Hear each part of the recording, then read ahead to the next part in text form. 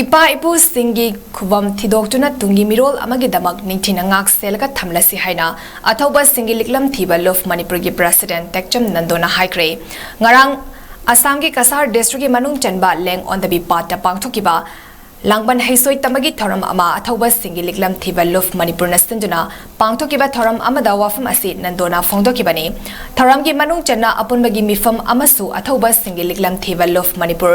ALTLM leng on the bi pat protection and preservation committee Kasar Assam LPPPC United Clubs Organization UCO Lakipur amadi manipuri chanura khorzai lof MCKL gi luchinba sing amadi thomi yauna pangthokiba mifam ga loinina sering saidinaba amasu pangthoki ngarang pangthokiba langban haisoi tambagi thoram aduga mari lenena tekcham nandona hai manipur da kumza lisingamaga chanipan taramapandagi lisingamaga chanipan kuntarok fawada thokiba sahi taret khuntakpagi thaudokta matam aduda manipur gi ningthau gambir sing amasung narasing maharasna Kasar gi leng on the bi pat lairiba mafam asida chenduna lotuna laiki pat asi stituna ising kangbang amlabadi sokna riba lan asi mai papangam gani habigi pandamda pat asi sitki hauzik lairiba lam amadi pat asigi maming Bengali Ranozit Das Apokpa Kisolan Das ki mingda lairi mafam asigi matangda lam mapu amasung mari lenaba authority ga wari sanaduna ining thauna famlamba khubam oiriba nungpak yauna pat asigi saruk khara khubam oina thamduna semkat naba khonari hari chahi chama mari fudara taret suraba ipa ipu singi khubam ningtina semkat pa haibasi leihoriba macha manau ekhoi gi thodangni athubada mari leinaba singa unazaduna mafam asi semkat naba luf asina khonaragani haki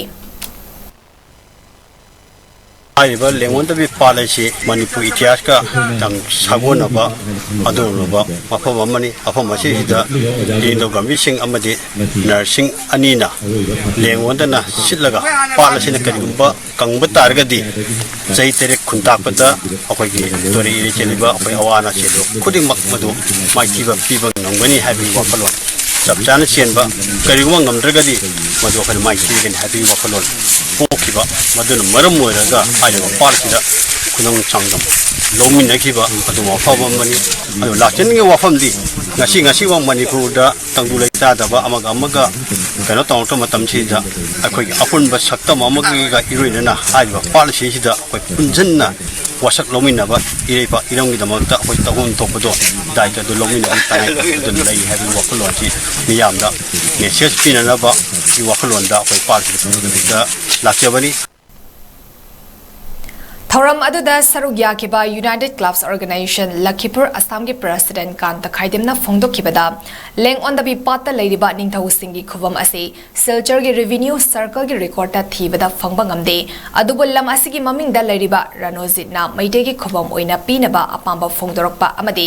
angamba mating pangani hairakpa asimak yamna nungaiba fawi manipur dagi maitai kaya mafam asida chai khudingi laktuna puwari gi khubam ase ningsingli mafam asida mamang sahidagi hauduna langban haisoi katpa amade saratambagi thoramasi haudoktuna lakibagum sei asigisu ngasi pangthokli mafam asida kangleipak manipur dagi lakpa maitai irecha singna chai khudingi thoram pangthokpada khudong chanaba ipa ipu singi mafam oiramba mafam asi tung koina leinaba semgatpa mathau tai haiki